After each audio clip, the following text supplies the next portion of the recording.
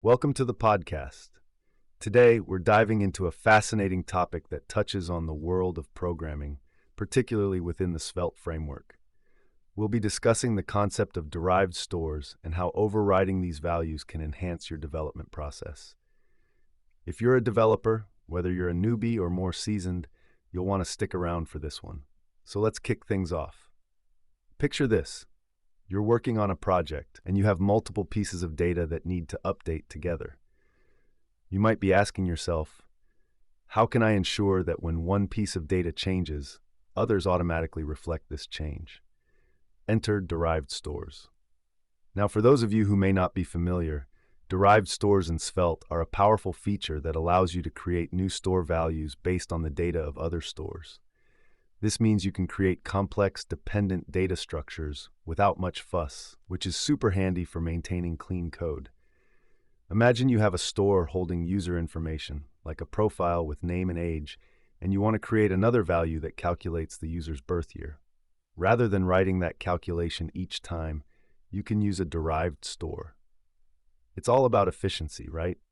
Now let's talk about why overriding derived values is a game changer. Think of it like this. Regular derived stores give you values that change reactively. But what if there are times when you need to apply a particular condition or override these values temporarily? This is where the magic happens. By allowing temporary overrides, you can customize data for specific circumstances without affecting the underlying logic. It's like having a custom gear shift in a car. You can zoom in or slow down when you need to. A practical example of this could be in a shopping cart application.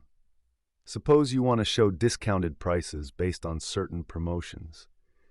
You could override the derived value that calculates the total price to accommodate those discounts dynamically, giving your users a tailored experience. Now let's think about some key questions here. If you could override any derived value in your application, what would that be? And how might it improve user experience? Before we wrap up, I want to emphasize the significance of this functionality. By mastering derived stores and their overrides, you can foster a more dynamic and responsive app environment. It opens up avenues to build smarter applications without cramming your code with complexity.